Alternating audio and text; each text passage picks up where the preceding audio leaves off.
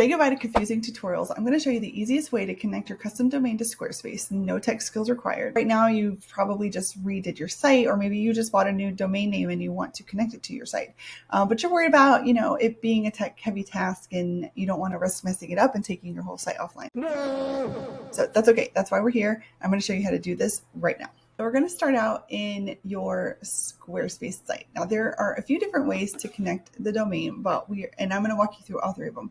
We're going to start with the custom domain from a third party. So maybe you purchased your domain name from, GoDaddy, Namecheap, something like that. Then that's what we're going to start with. We're going to connect from a third party. So what you're going to do is come down here to settings and then click on domains and email.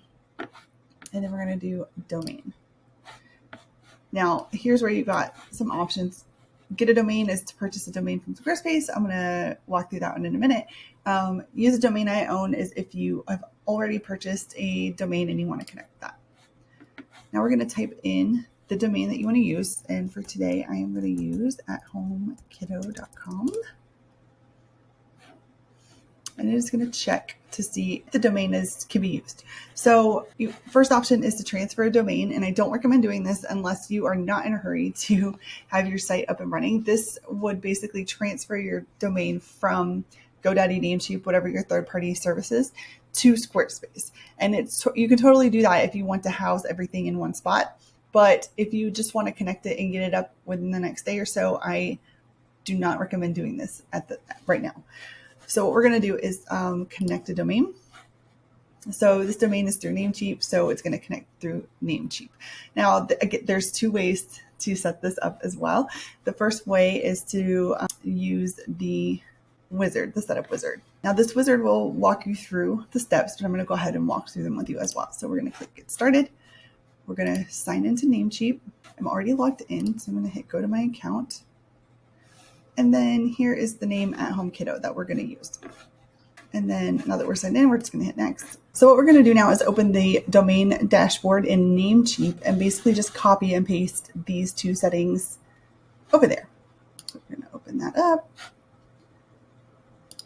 And then we're going to find the name servers over here. Where it says name servers, we're going to actually change this to custom. And then paste name server 1. And name server 2.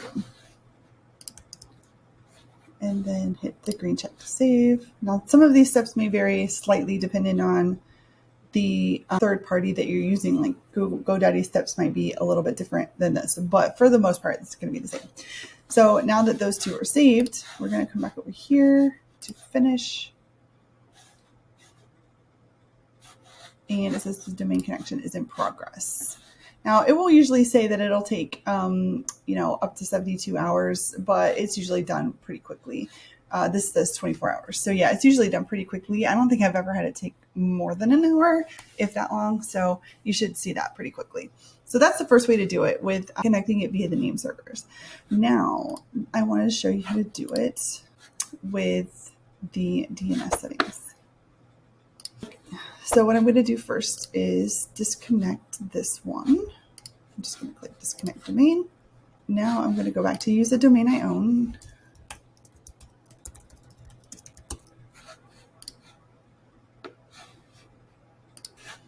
Okay, and again, I'm going to choose connect a domain. Service provider is still Namecheap. Once you click that, then you're going to go through, you're going to find these DNS settings. Now, this is the old school way of connecting a domain, and it is a more consistent way of connecting a domain.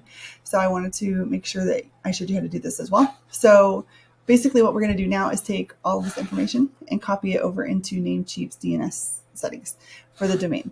So I'm going to come back over here to Namecheap, and I just went ahead and reset this one back to the settings that it had before. All right, I'm going to manage this, and we want to manage the DNS here. And so what I'm going to do here is just add under host records the settings that Squarespace is giving us. So we're just going to copy everything. We're going to do add a new record, and this is going to be a CNAME record.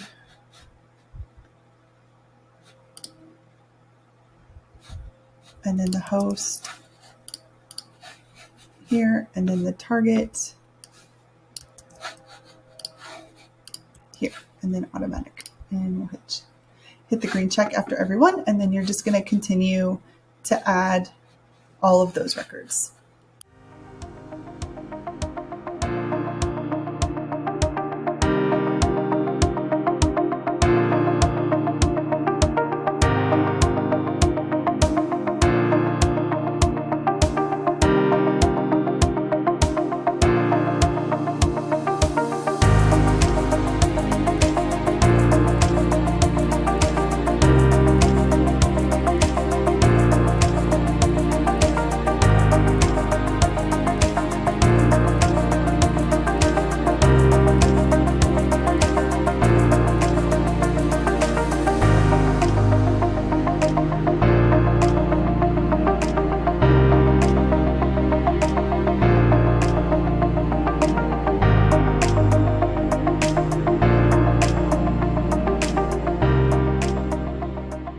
Okay, and once you have all of that added, we're going to come back over here to Squarespace and hit refresh records. And everything should say record found.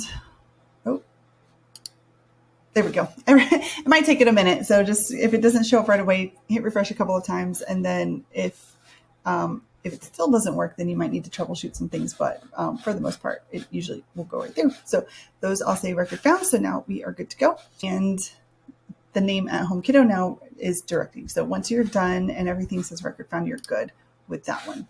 So if I come back into my domains, excuse me, we'll now see at Home Kiddo is connected down here with managed by a third party, and it says connected. So it's all good to go.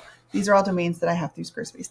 So this one is showing up down here under third party. Now, I did show you this a second ago when I switched from the name servers, but I just want to show you again. If you ever need to disconnect a domain, you could just click on it and click disconnect domain. And I'm going to go ahead and do that because this is just a test domain.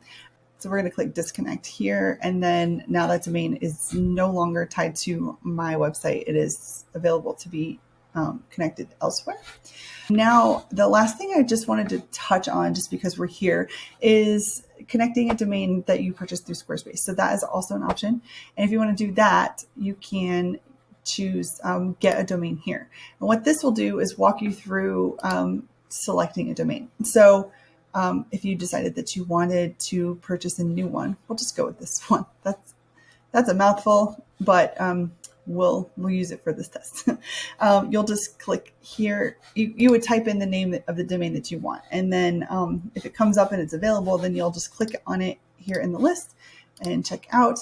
And then it's going to walk you through the pricing and how to check out and all of that. And then once it's purchased, it will automatically be connected. So if you are unsure and you don't have a domain and you don't want to go through these steps, you can always just purchase directly through Squarespace and they will set up the connection for you. It's super simple to do it that way. That is all there is to it. So those are the 3 different ways that you can connect a domain to Squarespace. I hope you found that tutorial simple and easy to follow. And, the task isn't quite as daunting as it may come across. Be sure to check out the rest of the videos in the Elevate Your Squarespace Site series. I will link them at the end of this video. And if you haven't already, make sure you join my monthly newsletter, The Tech Stack. I will send out a recap of all the videos that have come out that month, plus some other tech tips and tricks. It is a really fun little community to be a part of, and I would love to have you there. You can join at delanasimmons.com/thetechstack, and of course, I will link it below. I will see you next week.